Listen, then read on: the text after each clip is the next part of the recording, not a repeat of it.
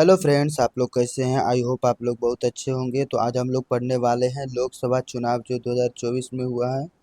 तो उसके बारे में हम लोग टोटल जानकारी इकट्ठा करेंगे, जो कि हर एक एग्जाम में अति महत्वपूर्ण है। एक से एक न एक क्वेश्चन पूछे ही जाते हैं। तो चलिए हम लोग देखते हैं।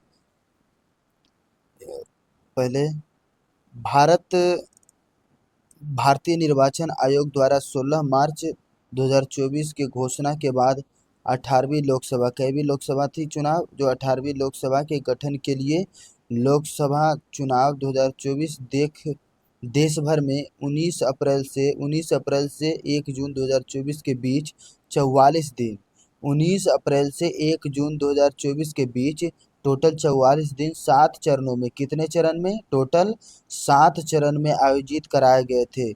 कब से कब तक? 19 अप्रैल से 1 जून 2024 तक, टोटल 44 दिन तक।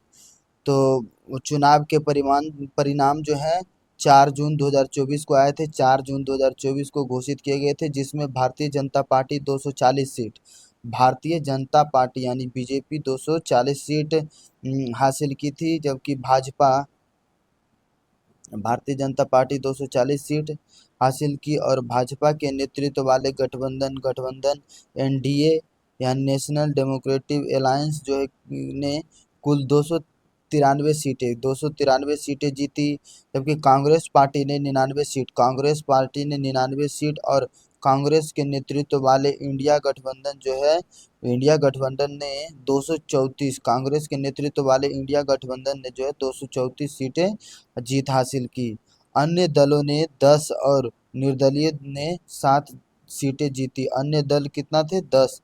अन्य दल कितना सीट जीता? 10। और निर्दलीय जो है 7 सीट जीता था। लोकसभा चुनाव 2024 के 4 राज्यों उड़ीसा, आंध्र प्रदेश, सिक्किम और अरुणाचल प्रदेश, याद रखिएगा।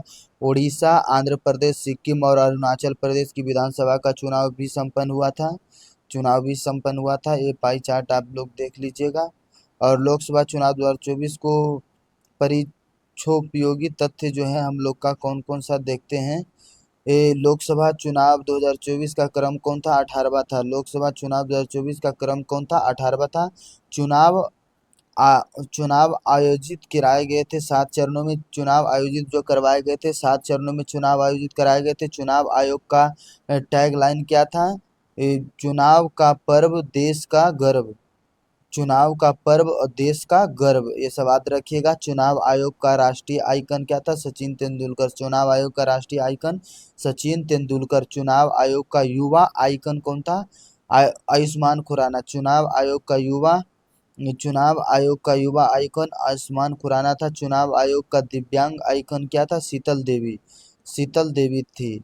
और वर्तमान में लोकसभा में सीटों की संख्या 545 है।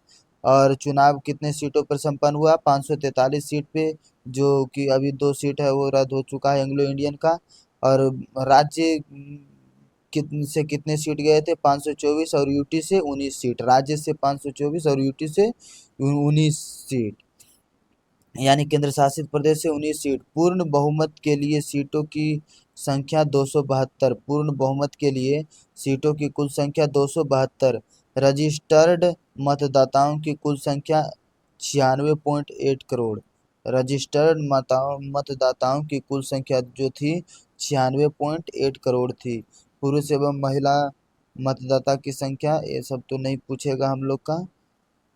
देखिए, वर्तमान में भारत का मतदाता लिंगानुपात जो है कि 948 है। वर्तमान में भारत का मतदाता लिंगानुपात 948 है। कुल कितना प्रतिशत मतदान हुआ था? 65.79%। 65.79% जो है टोटल हम लोग का मतदान हुआ था। तो चलिए हम लोग देखते हैं चुनाव आयोग द्वारा जारी ऐप कौन था। BHA और सीविजिल और KYC। CVGIL और KYC चुनाव आयोग द्वारा जारी ऐप था ये सब। तो चलिए अगले हम चलते हैं कि चुनाव आयोग द्वारा जारी पोर्टल कौन था? सुविधा सुविधा चुनाव आयोग द्वारा जारी पोर्टल क्या था? सुविधा। 18वीं लोकसभा में चुनी गई महिला सांसदों की संख्या कितनी है? 74। 18वीं लोकसभा में चुनी गई महिला सांसदों की संख्या कितनी है? 74। पहली बार चुनकर आए सांसदों की संख्या कितनी है? 280। पहली बार चुनकर आए सांसदों की संख्या 280। चुनाव लड़ने वाले 53 मंत्रियों में से विजयी कितना हुए थे? 35। मतदान का सर्वाधिक प्रतिशत रहा है लक्षद्वीप में 84%। मतदान का सर्वाधिक प्रतिशत रहा है लक्षद्वीप में 84%। मतदान का न्यूनतम प्रतिशत बिहार 56%। मतदान का न्यूनतम प्रतिशत बिहार 56% में। नोटा को सर्वाधिक वोट मिला है इंदौर में। नोटा को सर्वाधिक वोट कहाँ मिला है? इंदौर में 2.18 लाख ने नोटा दबाया है। नरेंद्र मोदी का प्रधानमंत्री के रूप में शपथ ग्रहण 9 जून 2024 को 9 जून 2024 को प्रधानमंत्री के रूप में शपथ ग्रहण लिए हैं। शपथ ग्रहण समारोह में कितने देशों के राष्ट्रीय अध्यक्ष शामिल हुए थे? 7। शपथ ग्रहण के समारोह में कितने देश के राष्ट्रीय अध्यक्ष शामिल हुए थे? 7 देशों की। 18वीं लोकसभा में चुनकर आए पार्टियों की कुल संख्या कितनी है? 41। 18वीं लोकसभा में चुनकर आए पार्टियों की कुल संख्या कितनी है? 41। निर्विरोध निर्वाचित सांसद जो है मुकेश दलाल, जो कि बीजेपी सूरत सीट से जीते हैं, जो कि बीजेपी से हैं, सूरत सीट से जीते हैं। मुकेश दलाल जो कि निर्विरोध निर्वाचित सांसद बने हैं। कम उम्र में सांसद बनने वाली आदिवासी महिला प्रियंका जारकी होली जो है कम उम्र में सांसद बनने वाली आदिवासी महिला है। सबसे ज्यादा वोट के अंतर से जीतने वाले शंकर लालवानी जो है वो सबसे ज्यादा अंतर से जीते हैं। 11.72 लाख वोट से आगे हैं।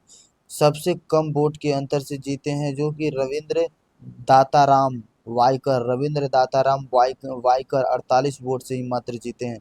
सबसे युवा सांसद पुष्पेंद्र सरोज सबसे युवा सांसद पुष्पेंद्र सरोज कौशाम्बी सीट से 25 वर्ष के हैं। सबसे युवा सांसद पुष्पेंद्र सरोज। सबसे बुजुर्ग सांसद जो है थालीकोट्टई राजू थेवर वालू थालीकोट्टई राजू थेवर वालू जो कि 82 वर्ष के हैं। लद्दाख की एकमात्र सीट पर जीत हुई है। लद्दाख की एकमात्र सीट पर जीत हाजी हनीफा हाजी हनीफा निर्दलीय है। हाजी हनीफा जो कि निर्दलीय है। ये पाई चार्ट को आप देख लीजिएगा। और सबसे महत्वपूर्ण सीट एवं विजेता वाराणसी से नरेंद्र मोदी कहाँ से खड़े हुए थे? वाराणसी से। गांधीनगर से अमित शाह और वाराणसी से नरेंद्र मोदी। लखनऊ से राजनाथ सिंह। किशोरी लाल शर्मा अमेठी से किशोरी लाल शर्मा जो है अमेठी से किशोरी लाल शर्मा। और रायबरेली से राहुल गांधी। वायनाड से भी राहुल गांधी खड़े हुए थे। और रायबरेली से भी खड़े हुए थे। अयोध्या से अवधेश प्रसाद और मंडी से कौन हुई थी? कंगना रनावत। चंद्रशेखर रावण नगीना से। कन्नौज से अखिलेश यादव। मेरठ से मेरठ से जो है मेरठ से अरुणा गोविल। और पठान बहरामपुर से यूसुफ पठान। तो ठीक है दोस्त, हम लोग जो हैं टोटल पढ़ चुके हैं लोकसभा चुनाव 2024 का निर्णय जो जो आया था। तो अगर वीडियो अच्छा लगा हो तो लाइक शेयर और सब्सक्राइब कर देना दोस्त। ठीक है, तब तक हम मिलते हैं अगले वीडियो में। Bye bye.